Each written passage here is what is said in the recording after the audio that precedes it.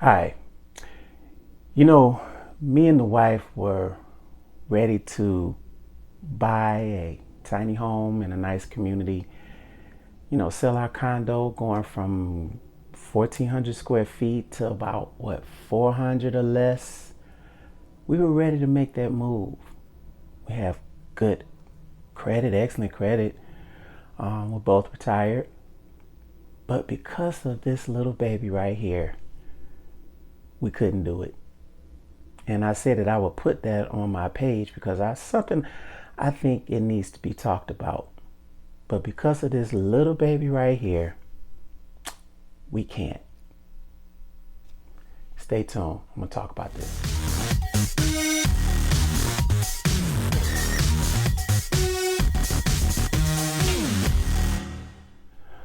Welcome back to my channel, Vet Hat Travels and Eats. I'm your host, Thomas. And today I want to talk about something that, it was a deal breaker for us. But if you looked at my last few videos, and we have been doing a lot of research on the tiny home movement. And we just love them. We spent a few days in one recently, and it was beautiful. We wouldn't want to move there because we're just not interested in that area. But we were looking in Florida. We were looking in certain places in California, uh, where we could put a tiny house in a tiny home community. Well, the majority of places, really all of the ones that I found, don't allow a certain breed of animal. And I am talking about the dog. Well, we have a pit bull lab mix. She was a rescue. She was a little bitty baby when we got her, and she's only been around us and growing up. And now, when she's around people or other animals, she is the most loving dog. At her veterinarian, they fallen in love with her. And we take her to places like PetSmart, where we aboard her, excuse me, when we go on different trips and whatnot, and they fallen in love with her. But the thing is that because of her breed, she has to suffer the consequences of not being accepted everywhere. And I look at the tiny home community as one of them. To a point I can understand, but then again, to a point I can't. I look at things like, okay, let me show you an example. The Target dog, the dog with the little round thing on his eye or whatever. That's a freaking pit bull. It's a pit bull terrier. If that breed was looked at in such a negative light, why did Target use that dog as its representative of the company? I look at the Little Rascals. I know a lot of the millennials don't know about the Little Rascals, but the Little Rascals was a show that so many of us grew up to when we were growing up as kids, going through school. Everybody watched the Little Rascals. Well, Petey, who was the dog, also they drew something on his eye or whatever, but Petey was a pit bull. I'm just saying, around kids, I know there have been a lot of issues with aggressive dogs and things in the day, back in the day, and even now, I do agree. But to me, every dog is not the same. If you're going to say something about a certain dog, I feel like it's to feel that way about a dog, you should evaluate each situation differently. Okay, we are told that we can't move into a tiny home community because of her, and they don't even know her.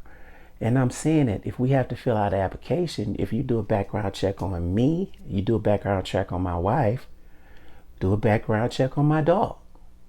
I can bring letters, I can bring anything from her veterinarian and then from where we bought her to show you that she's not that type that you think she is. She doesn't fit that category of aggressive dog because she's not aggressive. My thing is, you don't even know her. So I feel like, with the tiny house community, you're supposed to be growing. Don't get me wrong, I understand, I get it. But if I'm going to purchase my own tiny home and the land that it sits on, just that little square land, because that's all communities really offer for a tiny home. And like I said, I'm bringing my own. Evaluate all of us and not just say, well, she's an aggressive dog, we don't want her, blah, blah, blah. You don't even know her. I'm a veteran. I fought for the country. We're good people. Me and my wife are really good people. We always get involved with community activities.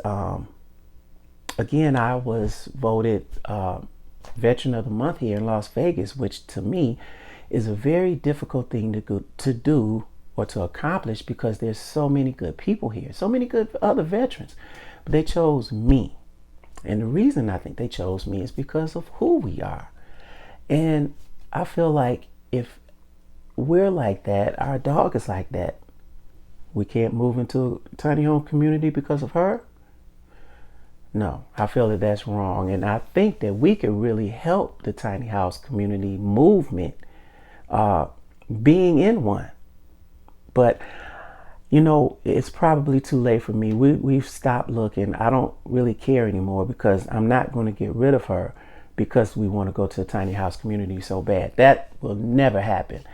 What I'm saying is that maybe things should change to where, if you're going to say a certain breed shouldn't be allowed, I think it should be done on an individual basis. I think that you should do some background checks on the people and the dog itself, the children, if there are children, because again, there are retirement communities in Florida that won't allow her breed, but they don't even know her. But we're retired, we're veterans. Well, I'm a veteran.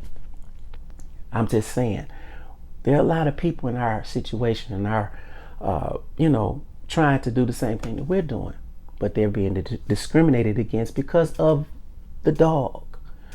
So all I'm saying is, it might be too late for us, but hopefully in the near future, things will change to where things would be done more on an individual basis instead of precedence.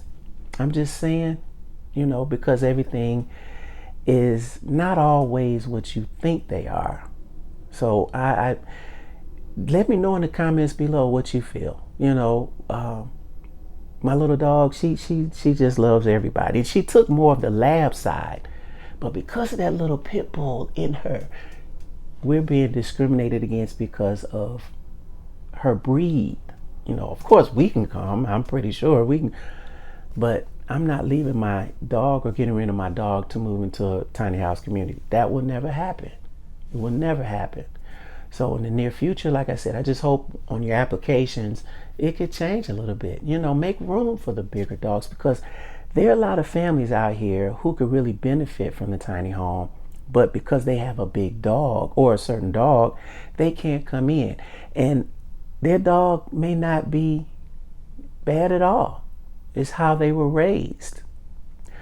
Look, I used to deliver oxygen for a company in Alabama. I've been bitten twice. The dog that bit me, the dogs that bit me, one was a border collie. And to this day, I don't know why he bit me, but it was a dog in the house. I'm just rolling the oxygen in the house and bam, bit me on the leg. Of course, I didn't say nothing because I'm a dog lover. And I understand he was probably trying to protect his mom. But, he bit me. And this is on the non-aggressive dog list. Another dog that bit me was a hound dog. Who in the hell would think that a hound dog would bite you? This dog bit me. And again, this is another dog that's not on the aggressive list. But I tell you, what, do you just allow people with non-aggressive dogs in and you don't do a background check on them, what if they bite somebody? What are you going to do then? Kick them out when this all could have been taken care of up front? That's all I'm saying. It just should be equal across the board. Give the dogs a chance. You know, every dog is not the same. It's how they were raised. And I know I'm probably going to catch a lot of flack from this, but hey, so what? We don't need tiny homes. We would like to live in one. But as of now, no, I don't care. Because, yeah, somebody's saying, yeah, go on and just buy you some land and put a tiny house on there yourself and just don't worry about it. No, I don't want to do that because it defeats the purpose. If we're going to try to live debt free, then yes, I want to be a part of the community. I want to be a part of people who live the same, who like to live the same way that we do. We just want to have fun and enjoy. If I bought a piece of land and put a tiny house on it, it's going to cost me more money. And I don't want to do that. That's just defeating the purpose. And then two, I don't want to have a bunch of homes and then all of a sudden you have this piece of land, you put a tiny home there and then the rest are regular. My neighbors are not trying to live like I am. So why should I go out and buy expensive land and put a little tiny, might as well stay where we are, which we're going to do. I love it here. But we were going to make that move. But yeah, that's all I wanted to say. I just had to come out and vent a little bit. You know, it's unfair, but that's what we're up against. And again, tiny home movement, fine. But I just feel like it would be better off if in that application you can evaluate everybody, because everyone is not the same. Every dog is not the same. Every animal is not the same until you get to know it.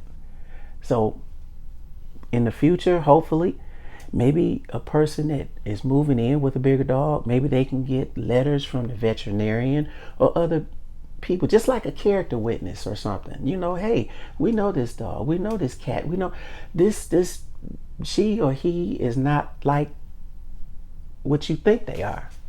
Give them a chance. All right, this is all I had to say. Don't forget to like and subscribe to this channel. Share it if you can. Hit that notification button, bing, so you get notified every time that we post a video. But thank you for watching, and please, I hope you continue to watch. Again, I'm just venting. I really don't think it's right, but hey, who am I to say anything different? I'm just a little old veteran who fought for this country, who believes in equality across the board. And just because I have a big dog, and she's not even a big dog, I say an aggressive breed, doesn't mean that she's that way. Get to know her first before you can say anything bad about her. Thank you for watching. Be safe, everybody. Take care.